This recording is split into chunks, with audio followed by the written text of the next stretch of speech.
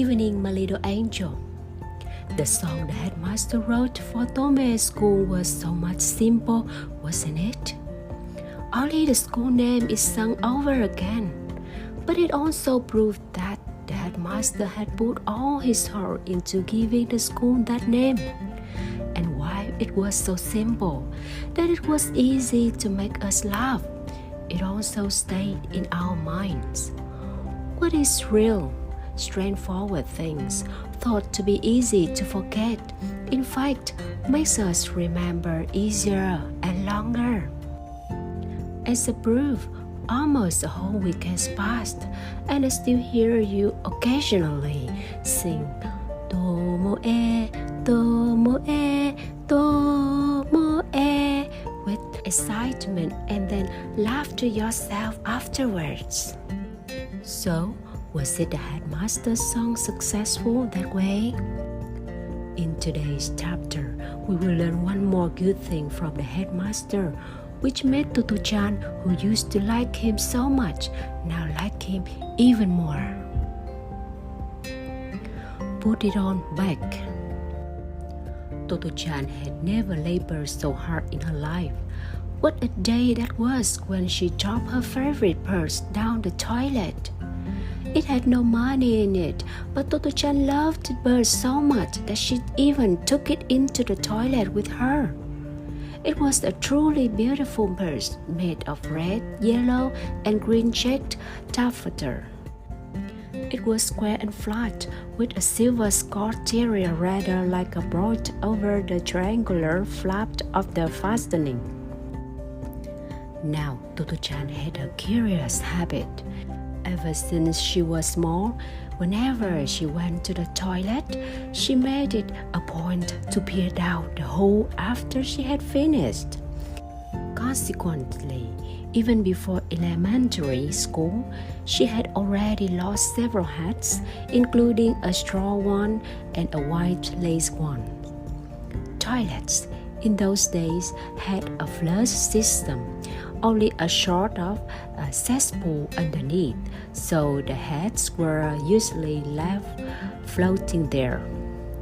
Mother was always telling Totto-chan not to peer down the hole after she has finished using the toilet.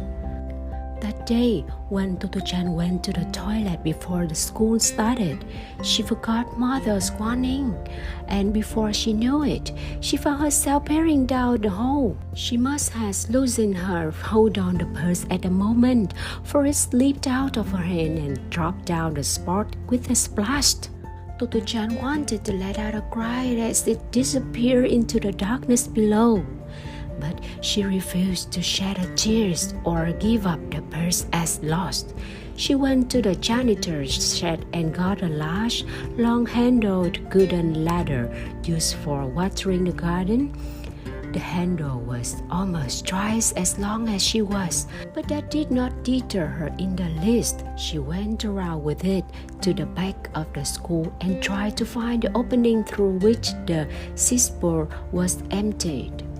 She imagined it could be on the outside wall of the toilet, but after searching in vain, she finally noticed a round concrete manhole covered about a yard away.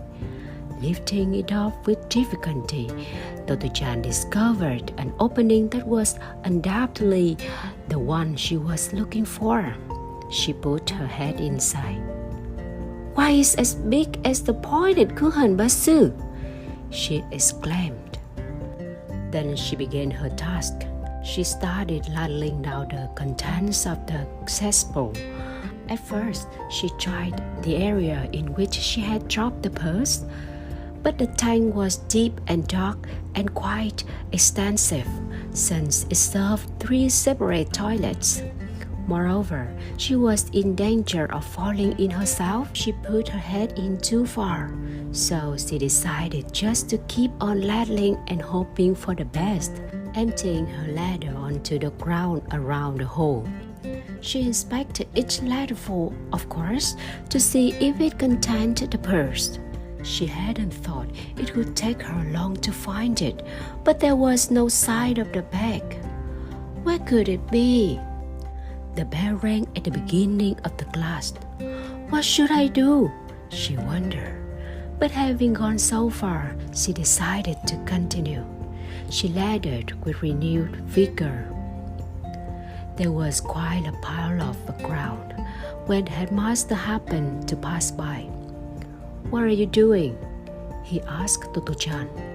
I dropped my purse, she replied as she went on ladling, not wanting to waste a moment. I see, said the headmaster and walked away, his hands clasped behind his back as was his habit when he went for a stroll. Time went by and she still hadn't found the purse. The foul-smelling pile was getting higher and higher. The headmaster came by again. Have you found it? He inquired. No, replied Totto-chan from the center of the pile, squinting profusely, her cheeks also flushed. The headmaster came closer and said in a friendly tone, You could put it on back when you finish, won't you? Then he went off again as he had done before. Yeah, of course, Totto-chan replied cheerfully as she went on with her work. Suddenly, a thought struck her. She looked at the pile. When I finish, I can put all the solid stuff back. But what do I do about the water? The liquid portion was disappearing fast into the earth.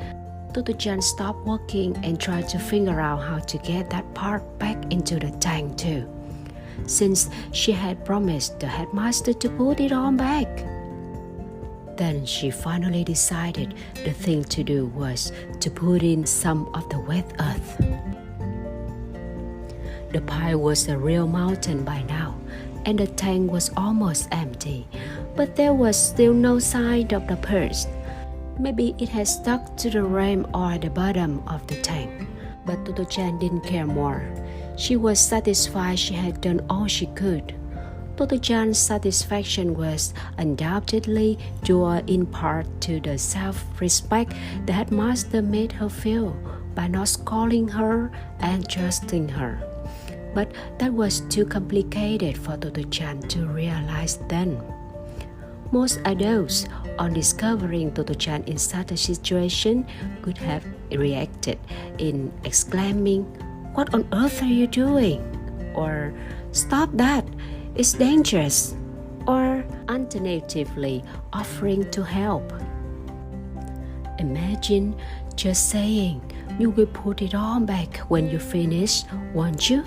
What a marvelous headmaster, thought Mother when she heard the story from Totto-chan.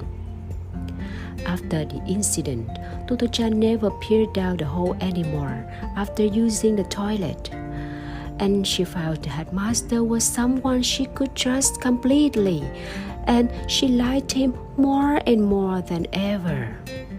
Totto-chan kept her promise and put everything back into the tank. It was a terrible job to getting it out, but putting it back was much quicker. She put some of the wet earth in too. Then she smoothed the ground, put the cover back correctly, and took the ladder back to the janitor's shed. That night, before she went to bed, Totto-chan thought about the beautiful purse she had dropped into the darkness. She was sad about losing it, but the day's exertion had made her so tired. It was not long before she was fast asleep. Meanwhile, at the scene of her toil, the dumper simmered in the moonlight like some beautiful thing, and somewhere the birds rested quietly. Today's story time is over.